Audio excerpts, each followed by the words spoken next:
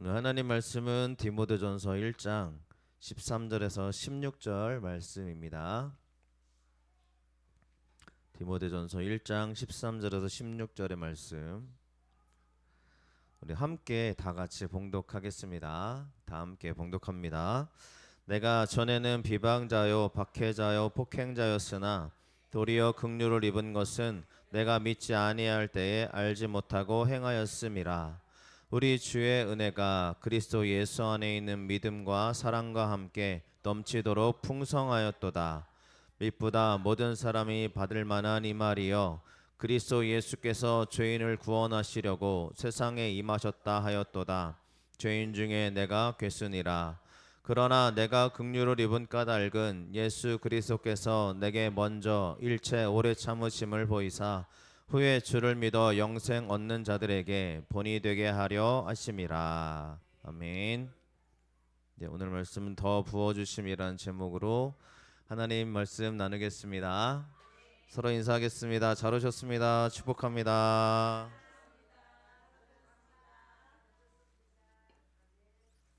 아멘. 우리 한나 성도님 오늘 오셨는데 너무 감사하고요. 이제 예정일이 곧 있으셔서 아마 이번 주가 되지 않을까 하는 예상을 해봅니다. 그래서 오늘 꼭 오시라고 그랬고요. 이따가 설교 끝나면 이제 우리 교회만의 특징은 다 같이 축복해주고 기도해주는 시간이 있어서 네, 한나성도 앞에 나와서 기도를 받고 이제 제가 손을 얹을 수 없으니까 그러니까 여러분 이게 제가 저 임의적으로만 해도 좀 이해를 해주세요. 우리 권사님들 성도님들만 나오셔서 이렇게 손을 얹어주시고 같이 안아주시면서 기도하면 좋지 않을까 하는 생각을 했습니다. 괜찮으시죠? 네, 그리고 이따가 동진이가 사진 좀 이렇게 찍어주. 네, 네, 감사하고요. 이따가 나오시라고 하면 나와주시기 바라고. 네, 같이 어머니의 마음으로 또 여자의 마음으로 기도해 주셨으면 좋겠습니다. 네, 같이 손 얹고 안아주시고 뭐 기도하시면 제가 기도할 때 그렇게 해주시면 됩니다. 네, 오늘도 너무 잘 오셨습니다. 감사합니다. 네, 6월달 여러분 기쁨의 은혜가 있었으면 좋겠습니다. 오른쪽 보시면 왼쪽이시죠 여러분들한테는 네, 더 부어주심이라는 6월달 현수막이 걸려 있는데 이제 저희 아내가 이렇게 해주고 있어요. 사모가 해주고 있는데 가운데 이제 꽃그림 있잖아요. 네, 우리 임지연 성도 결혼해가지고 특별히 저 저 꽃으로 넣었다 이렇게 해주면서 네 이렇게 만들었어요. 그러니까 우리 교회는 이러한 너무 감사가 있습니다. 네, 더 이렇게 보시면서 기도해 주시고 네, 늘 하나님의 그 기쁨이 우리에게 넘쳐났으면 좋겠습니다. 네, 그래서 옆 사람이 기쁨이었으면 좋겠고 우리 교회 오시는 게 여러분들에게 기쁨이 되시기를 축복합니다. 네, 우리 더 부어주심이라는 주제입니다. 6월달의 주제고요. 하나님이 더 부어주실 줄로 믿습니다. 그럼 여러분들 뭐가 부어지길 원하세요? 6월달이 더 부어주심인데 어떤 게 더 부어주시기를 원하십니까? 네, 저게 만약에 솔로몬처럼 하나님이 제가 뭐 예배를 잘 드리니까 갑자기 하나님이 나타나셔가지고 뭘 줄까라고 하시면 나는 뭐라고 이야기할까 뭐 예전에 고민해 본 적이 있어요. 우리 청년들도 이제 고민해 본 적이 한두 번은 있을까 모르겠는데 제가 이제 우리가 어린 시절 솔로몬의 이야기를 들었던 친구들이 많으니까 솔로몬이 하나님 저는 지혜를 주세요 그랬단 말이죠. 그죠? 솔로몬이 그냥 한 얘기가 아니라 본인이 왕위에 올라가서 다윗이라는 엄청난 아버지의 그 후광을 잘 감당할 수 없잖아요. 그리고 다윗이 굉장히 잘 치리를 했습니다. 근데 솔로몬은 이제 정통 그러한 것에 의해서 왕이 올랐다기보다 굉장히 힘들게 왕이 올라가요. 그래서 솔로몬이 올라가자마자 막 자기의 반대편에 있는 형제들을 막 다 처단하죠. 그런 일들을 막 행하는 사람, 그러니까 너무 자신이 없을 거예요. 그때 하나님께 뭐라고 이야기했냐면, 본인이 예배를 드리면서 지혜를 주세요 그랬다고요. 가장 필요한 게 뭘까? 여러분들에게는 가장 필요한 게 뭡니까? 하나님이 오늘날 우리에게 정말 꿈속에서라도 나타나셔서 뭘 채워줄까? 그러면 여러분들 뭐라고 대답하시겠어요? 감사합니다. 그래서 어린 시절에는 저는 그랬어요. 성경을 너무 잘 배워가지고 저 솔로몬처럼 지혜 주세요라고 하려고 했어요. 왜 그런지 아세요? 지혜를 줬더니 하나님이 뭘까지 채우셨어요? 네가 구하지 아니한 모든 걸 주겠다 그랬거든요. 저는 거기 뒤에 초점이 맞춰져 가지고 지혜를 주세요 그러면 네가 구하지 않은 모든 걸 줄게 이러실 걸 하나님을 기대했단 말이죠. 옛날에 금도끼 은도끼 떨어졌을 때 저 금도끼 내 거 아닙니다. 저는 쇠도끼 했을 때 그럼 다 가져가라 이런 느낌 그죠? 하나님 앞에 그런 제 욕심이 있었던 것 같습니다.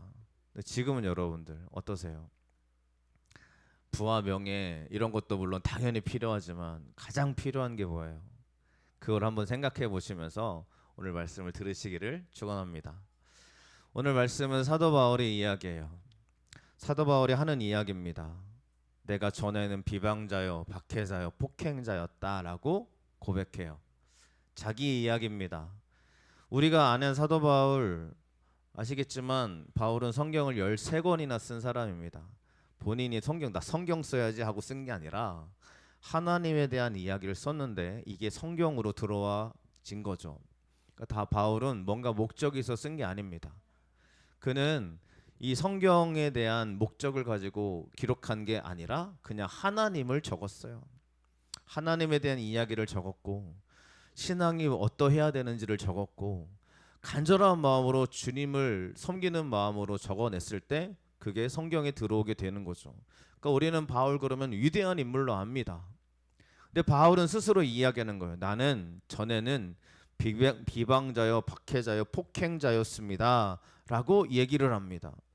그러니까 우리가 생각하는 바울의 입장을 보면 바울이 너무 겸손한 거 아니야? 라는 생각을 할 수도 있어요. 그런데 바울의 이야기가 왜 이렇게 시작이 되어지냐면 바울이 회심하기 전에 바울이 회심하기 전에 자기를 이렇게 표현합니다. 나는 유대인이었고 길리기아 다소에서 태어났다라고 사도행전 22장이 설명을 해요. 이 다소라는 곳은 로마의 시민권자들을 의미하는데 우리가 역사적인 인물로도 보는 안티오키스가 클레오파트라랑 동침하면서 굉장히 유명한 도시로 더 성장했던 또 굉장히 사람들이 보기에 다소 그러면 이 당시의 사람들은 엄청난 도시구나라고 생각하는 그런 도시입니다. 그러니까 우리로 말하면 나 강남 출신이야 뭐 이런 거죠. 그러니까 사도 바울이 이렇게 얘기하는 거예요. 자기의 출생을 보면 누가 보더라도 나는 꿀리지 않는 출생이었어 라는 이야기를 하고 있는 거예요. 왜 이런 이야기를 하는지 좀 보셨으면 좋겠습니다. 게다가 그는 가말리알의 제자라고 소개를 해요. 나는 서울대 출신이야 뭐 이런 거죠. 가장 유명한 스승의 제자 가말리알 그러면 누구도 넘볼 수 없는 그러한 선생을 의미하는 겁니다. 게다가 그는 열심히 있는 사람이었어요.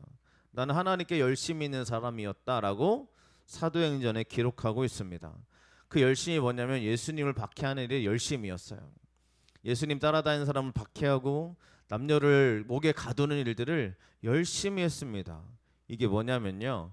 사도 바울은 로마의 시민권자로서 가장 큰 학벌을 자랑하고 게다가 유대인들에게도 존경받는 왜냐하면 예수 믿는 사람들은 그 당시 유대인들의 적이었으니까요. 그러니까 유대인들에게 너무 인정받는 사람이었어요. 그러니까 부족할 게 없어요. 보시면 이런 사도 바울에게 뭐가 채워져야 되겠습니까?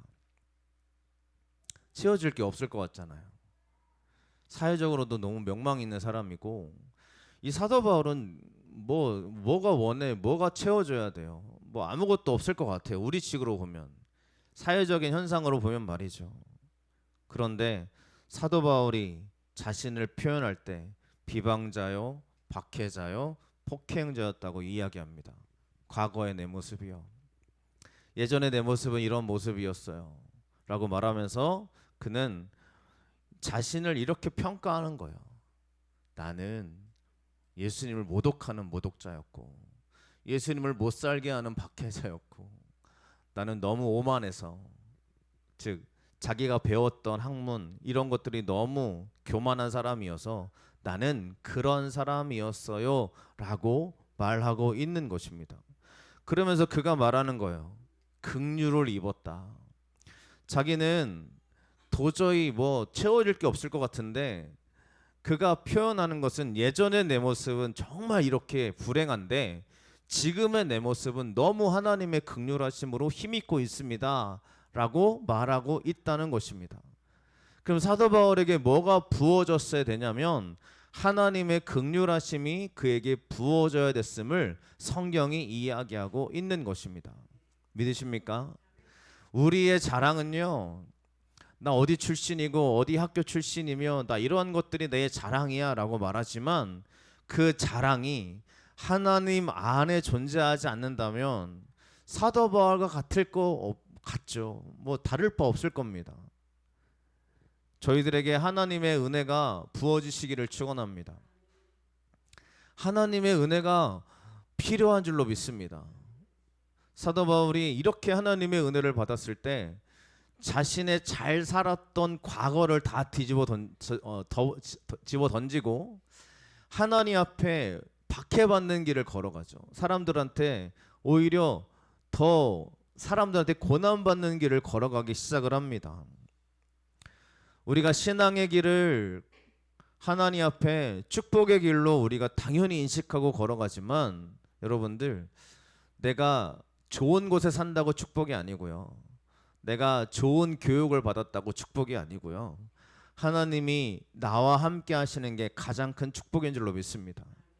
그래서 여러분들, 우리 교회와 여러분들은 축복의 사람들이신 줄로 믿습니다.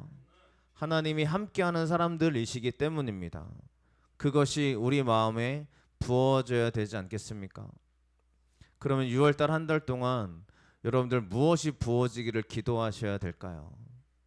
하나님이 나와 함께 하시기를 기도하시기를 축복합니다. 모든 게 다 갖춰져 있어도요, 하나님이 나와 함께 하시지 않으면 우리의 삶에서는 그쵸, 많은 은혜와 축복을 기대하기가 어렵게 될 것입니다. 우리에게 하나님의 축복이 가득 흘러넘치시기를 축원합니다. 꼭 기도하셨으면 좋겠고요, 그런 은혜가 우리에게 밀려오시기를 축원합니다. 우리 늘 이야기하지만 우리 아이들과 또 청년들과 또 여러분 특별히 우리 자녀들에 대한 기도를 많이 하고 계시잖아요. 또 우리 앞길을 놓고 기도하시잖아요. 그 앞길에 하나님이 함께 하시면 우리에게 정말 충만한 은혜가 넘치지 않겠어요? 옆 사람이 없으신 분도 계셔가지고 죄송한데 앞뒤 사람이랑 손을 한번 꼭 잡으시고 하나님이 당신과 함께하기를 축복합니다. 네. 하나님이 우리 성도님과 당신과 함께하기를 축복합니다. 믿습니까? 네, 우리 아이들과도 하나님 함께하셔야 될 줄로 믿습니다. 우리가 잘하는 잘 안 할 수도 있는데 우리 또 제가 정확하지 않을 수도 있습니다. 우리 보시면 예전에 굉장히 유명했죠. 감당할 수 없는 사람들이죠. 이런 사람들이 이렇게 7명의 범죄자들로 제가 좀 찾아봤어요. 정확하게 해야 되니까. 그래서 7명의 범죄자들이 5명의 일반인을 잔혹하게 살해했던 이런 사람들인데 잡혔을 때 당당했습니다. 이야기를 제가 왜 소개를 드리냐면 이 사람들은 하나님의 사랑을 받아야 돼요, 안 받아야 돼요? 어렵죠. 어렵습니다. 그래서 이 사랑의 교회 이재명, 또 이름도 이재명이에요. 이재명 집사님이라는 평신도가 이들을 전도하려고 해요. 네, 그래서 보시면 그가 전도하려고 합니다. 그랬더니 사람들이 다 말리더래요. 지존파 그 사람들은 벌 받아야 돼. 당연히 죽어 없어져야 돼. 아니 공개 처형을 시켜야 돼. 그래야지 사람들한테 막 용서가 되지. 이 사람들을 전도한다고 말이 돼? 그랬대요. 근데 담임 목사님한테 보고를 했대요. 담임 목사님 제가 전도하겠습니다. 이제 담임 목사님이 오카노 목사님이었을 테니까 와 뒤에서 기도해 주겠다 그러시더래요. 그래서 전도하러 들어갔는데 안 만나죠. 못 만나게 한다고 하더라고요. 근데 굉장히 열심히 노력을 많이 하고 편지도 집어넣고 이러다가 제가 다 당연한 결과를 다 아시겠지만 이 이야기 중에 한 이야기를 봤습니다.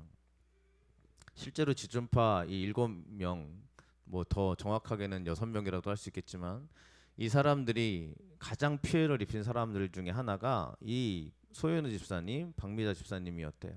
사랑의 교회 교인이었습니다. 그러니까 이분을 납치해가지고 뭐 몸값 받아낸 다음에 잔인하게 살해를 했다라고 되어 있더라고요. 근데 그 두 딸이었던 은선자매라는 분들이 대통령한테 청원서를 냅니다. 그 가장 어린 나이였던 주전파 중에 가장 어린 나이였던 이 두 명을 그들은 어린 나이였기 때문에 끌려갔을 거기 때문에 사형만은 면하게 해달라라고 탄원서를 제출해요. 저는 이런 얘기를 보면 이게 어떻게 가능할까 싶습니다. 자기 아버지 어머니를 죽인 그 사람들을 향해서 감형시켜달라는 탄원서를 제출한다라는 건 이게 교육받으면 될까요? 여러분, 야, 너 원수를 용서해야지라고 얘기하면 이게 교육받아서 돼요? 안 될 것 같아요. 저는 이 원수를 용서해라라고 말은 감동이 됩니다. 쉬워요. 근데 실제로 원수를 용서하는 건 어려워요. 우리 아이들이, 우리 청년들이 분명히 원수를 만나게 될 겁니다. 한 명씩은 생겨요. 근데 그 원수를 여러분들 기도할 수 있겠어요? 그러니까 저는 이게 지금도 일어나고 있는 우리 그리스도인들이 갖고 있는 심성과 품성이라고 생각합니다. 근데 이게 뉴스에서는 소개를 안 해요. 이런 이야기를 얘기를 해주지 않죠. 제가 이런 말씀을 드리냐면 하나님의 긍휼하심은, 그죠? 하나님의 긍휼하심은 반드시 우리를 통해서 이루어지더라라고 말씀을 드리고 싶습니다. 여러분들을 통해서 이루어지면 하나님의 사랑이 여러분을 통해서 흘러나가는 거니까 통로되는 우리는 얼마나 복이 될까요? 말은 쉽습니다. 네, 정말 저를 힘들게 했던 장로님들을 만난 적이 있어요. 원수 같은 분들이죠. 근데 그분들에게 인사하는 게 저는 마음이 솔직히 쉽진 않은데 일부러 찾아가서 인사를 드립니다. 안녕하세요 하고 인사를 드려요. 그럼 그분들이 그래요. 잘 지내고 있어요? 아, 그거 왜 물어보는 거야? 그죠? 잘 지내고 있어. 그냥 인사드리면 목사님 안녕하세요. 그냥 끝나면 될 거 아니에요. 그럼 저 마음도 편안하게 돌아서면 되는데 왜 물어보는 거예요? 자기들이 그렇게 힘들게 해놓고 잘 지내셨어요? 왜 물어보는 거야? 그러는 거예요. 그럼 제가 어떻게 대답하겠어요? 너무 잘 지내고 있어요. 활짝 웃으면서 진정한 마음으로 그렇게 고백을 드리고 그 다음에 돌아와요. 더 이상 얘기하면 이제 거기까지인 거죠, 그죠? 거기까지인 거. 자, 그런 분들이 그렇게 일부러 해요. 근데 제가 이게 교육받아서 하는 게 아니라 그분을 딱 만나게 하고 제 마음에 그런 마음을 주시고 그렇게 하고 인사를 하고 와요. 이것도 쉽지 않은데 가서 아는 체 하는 것도 쉽지 않잖아요. 그런데 이런 사람에게 탄원서를 제출한다고 이게 말이 되는 소리냐라고 생각해 보면 전 하나라고 생각합니다.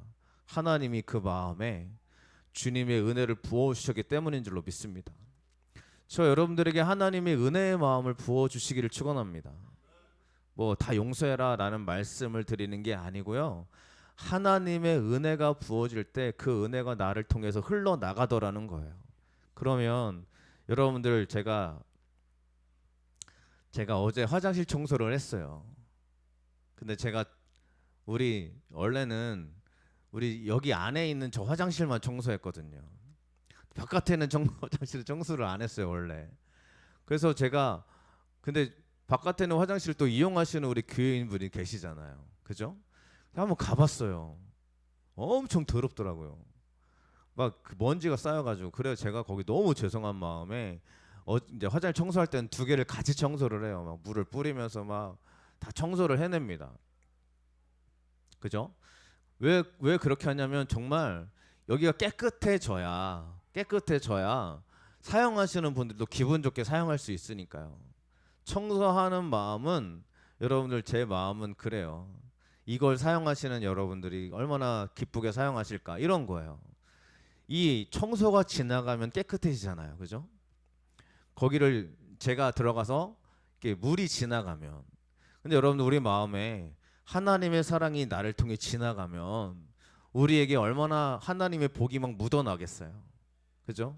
청소만 해도 깨끗해지고 막 물이 묻어나서 새로운 곳이 되는 것처럼 하나님의 사랑이 나를 통해 흘러 지나가면 나에게는 얼마나 큰 은혜가 축복이 흘러 넘치겠어요. 믿으십니까? 그 은혜와 축복이 우리 가운데 일어나시길 축원합니다. 그래서 우리는 더욱더 나는 크리스천입니다라고 증거하고 다닐 수 있어야 돼요. 그렇죠? 이게 쉬운 일은 아니지만 그 일을 감당할 때 하나님의 축복이 우리 가운데 쏟아지게 될 줄로 믿습니다. 그래서 우리는 주의 은혜가 우리 가운데 넘쳐나야 될 줄로 믿습니다. 주의 은혜가 풍성하게 흘러 넘치도록 하나님 부어주시겠다고 말씀하고 있어요. 자, 그러면 우리가 더 부어주시면 첫 번째로 그래 하나님의 은혜가 나에게 필요하지라는 걸 인식했습니다. 그러면 어떻게 해야 될까요? 예수 안에 있어야 돼요. 여러분들 우리가 주님의 은혜를 누리고 싶으시다면 예수 안에 있으시기를 축원합니다. 예수님이 우리 안에 들어오셔야 되는 거예요. 내가 들어가는 게 아닙니다. 예수님이 나에게 들어와 주시는 거예요. 내 안에 주님이 와주셔서 나와 함께 하시는 게 예수 안에 있는 겁니다. 그래서 우리에게 하나님이 나와 함께 하신다라고 고백하는 거예요. 내가 예수님과 함께 하고 있어 이게 아니라 주님이 나와 함께 하셔라고 고백하는 거예요. 주님이 나에게 와주시는 거죠. 그런 은혜가 있을 때에 우리에게 진정한 하나님의 축복이 일어나게 될 줄로 믿습니다. 그러면 나는 예수 안에 있는데 라고 사람들이 이야기해요. 그죠? 존 웨슬리 목사님의 거의 그리스도인이라는 설교 중에 이런 대목이 나옵니다. 자, 거의 그리스도인은 그리스도인인 것처럼 보이는데 그리스도인이 아니다라는 뜻이에요. 그러니까 거의 너 거의 그리스도인인데 뭐 이런 식으로 표현하는 거죠. 그런 사람들의 특징을 보니까 이렇더라는 거예요. 첫 번째로 정의감으로 살아간대요. 그러니까 교회 다니는 사람들에게도 해당되는 이야기입니다. 그 사람은 정의감이 있어요. 근데 예수가 없어요. 그러니까 정의감은 똘똘 넘치고 흘러 넘치는데 그 안에 진정한 하나님의 생명이 없는 거죠. 두 번째로 경건의 모양을 철저히 지킨대요. 예배도 잘 지키고 뭐 기도도 하고 하는데 중요한 거는 겉모양만 그렇다는 거예요. 실제로 믿음으로 하는 게 아니더라는 거죠. 세 번째로 진실성을 갖고 있대요. 이게 굉장히 많이 발견되더래요. 사람들이 진실되게 살아가는 것처럼 보이는데 이게 겉으로만 이렇게 살아가더라는 거예요. 그러면 진짜 예수 안에 있는 사람들은 누구냐? 이렇게 표현합니다. 첫 번째로 하나님을 진짜 사랑하는 사람. 이게 예수 안에 있는 사람이래요. 그러니까 진짜 하나님 사랑하는 사람. 여러분들 우리가 서로 사랑으로 뭉쳐져 있는 우리 교회 맞죠? 하나님의 사랑으로 풍성하시죠? 옆 사람을 사랑하는지 어떻게 아세요, 여러분들? 저 사람은 정말 날 사랑해 주셔. 아, 저 권사님은 날 너무 사랑해 주셔. 이거 어떻게 알아요? 느껴지잖아요. 그죠? 하나님을 사랑하는 사람은 느껴져요. 하나님이 알고 계시고 그래서 내가 진짜 하나님을 사랑하나? 라고 생각해 보세요. 그러면 내가 스스로 알 수 있습니다.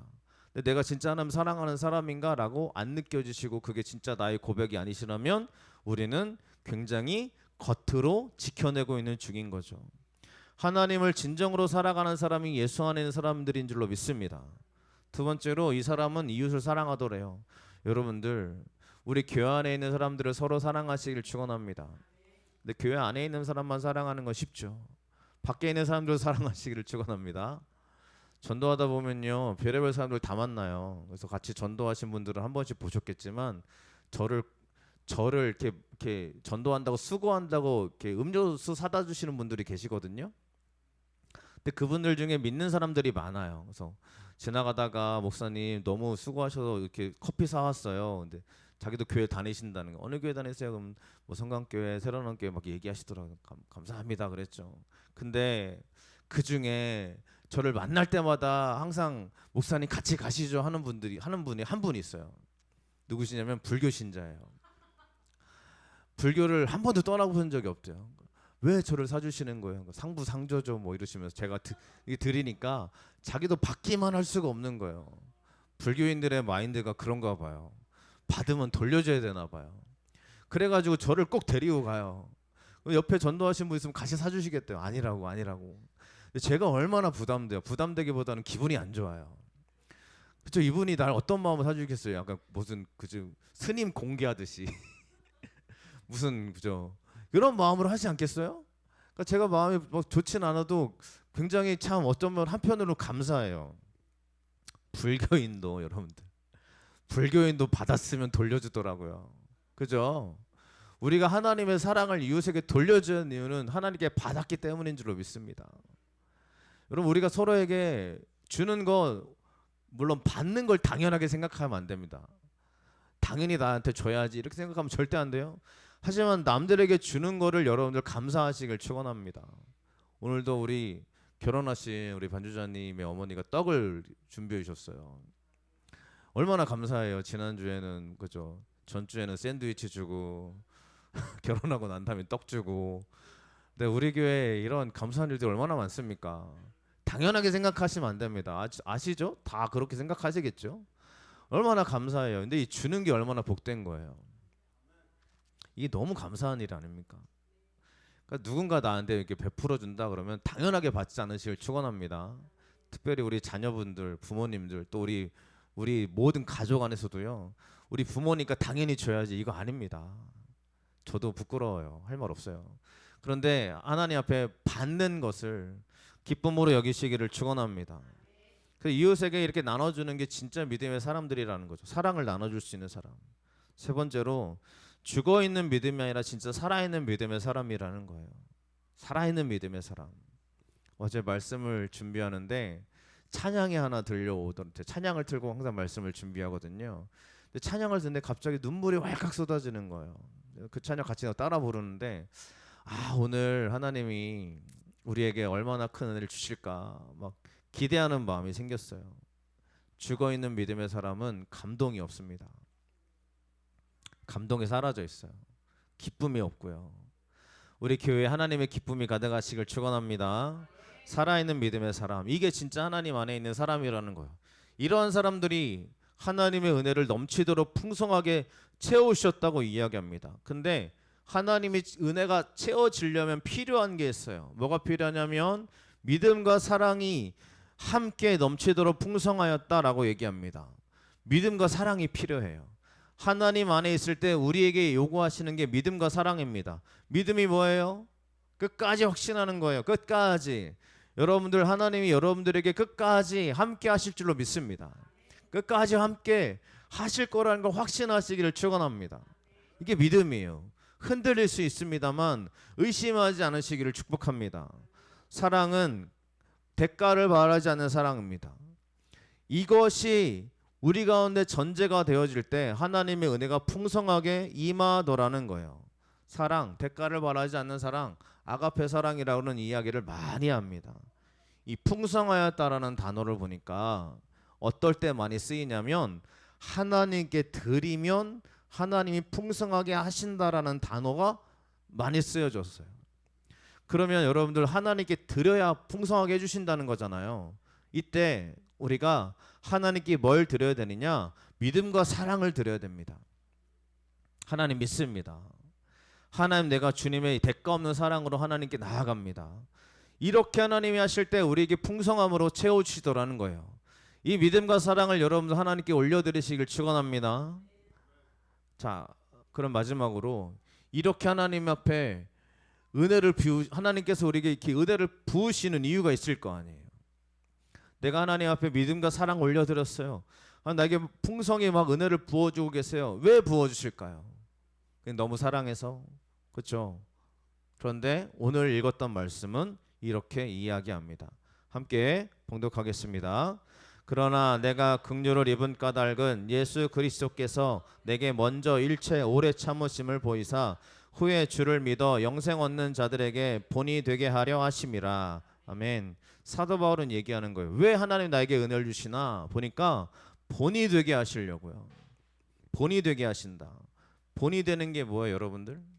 이 말이 표본입니다. 표본. 표본이 뭔지 아세요? 이런 게 표본이라고 할 수 있죠. 자, 나비, 그러면 실제로 나비를 걸어 놓는 거예요. 지나간 사람들이 보는 거죠. 저기 무슨 나비야? 무슨 나비야? 저 나비의 이름은 뭐야? 라고 사람들이 보고 지나가요. 그러면 하나님 믿는 사람의 표본으로 우리에게 은혜를 주신대요. 그러면 우리를 볼 때 사람들이 뭘 느껴야 돼요? 저 사람을 볼 때, 저 사람은 진짜 예수님의 사람이야. 그게 표본이 되는 거예요. 믿으십니까? 그러면 여러분들, 왜 하나님이 나에게 은혜를 주시냐면 주님의 은혜의 사람으로 표본을 삼기 위해서인 줄로 믿습니다. 갈라디아서 2장 20절 말씀 우리가 너무 잘 압니다. 표본이 뭡니까? 그리스도 안에 사는 것. 내가 사는 게 아니라 예수님 안에 사는 게 그리스도인이라는 거예요. 우리가 예수님 안에 사시기를 축원합니다. 표본이 됐어요. 나를 딱 보면 저 사람은 진짜 예수 믿는 사람이야 라는 표본이요. 그런데 예수 믿는 사람이야 라는 표본은 하나님을 진짜 믿음으로 섬길 때 나타나는 일들인 줄로 믿습니다. 우리가 밥 먹을 때 왜 기도하시나요? 제가 전에도 말씀드린 적이 있어요. 제가 어린 시절 저희 아버지는 늘 기도하시고 밥 먹습니다. 근데 우리 가족끼리 있을 때 밥 먹으면 얼마나 편안하고 좋아요. 식당에 가면 말이에요. 식당에 가면 꼭 기도하시는 거예요. 하나님의 이름으로 기도하시는 거예요. 그러면 어린 마음에 부끄러웠어요. 왜 이럴까? 옆에 있는 사람들은 보는 것 같고 막 창피하고, 그렇죠? 근데 진짜 창피한 게 뭐예요? 진짜 창피한 거. 기도하고 싸우는 사람들이요, 그렇죠? 우리가 진짜 기도하고 하나님께 올려드렸다면 그 식사 시간도 하나님의 평안으로 가득하시기를 축원합니다. 꼭 기도한 다음에 그래요. 예전에 그랬어요. 어떤 목사님들 같이 목회자들끼리 모여가지고 밥 먹으러 가는데 밥이 안 나오는 거예요. 점심시간이 딱 정해져 있잖아요. 목회자들도. 그러니까 정해져 있는 시간에 딱 밥 먹고 들어가야 되는데 밥이 안 나오니까 한 목사님께서 엄청 화를 내시는 거예요. 막 소리를 지르면서 일로 와보라고, 우리 무시하는 거냐고. 막 소리를 외치시는 거예요. 왜 밥이 안 나오는 거냐고. 또 종업원이 무슨 죄가 있어요. 죄송합니다. 죄송합니다. 그리고 밥이 딱 나왔어요. 종업원이 음식 배달하는데 그러시는 거예요. 다 같이 기도합시다. 그리고 기도하고 밥 먹는 거예요. 창피했어요. 우리가요 그리스도의 향기를 나타내는 우리가 되어야 될 줄로 믿습니다.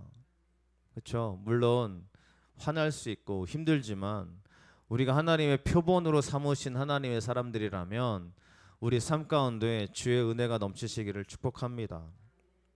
내가 있는 그 자리가 여러분에게 하나님이 원하시는 자리인지, 하나님을 부끄럽게 하는 자리인지, 이런 것들을 꼭 한 번쯤은 생각해 보시고 기도해 보시고 하나님께 나아가시기를 축원합니다. 믿으시죠?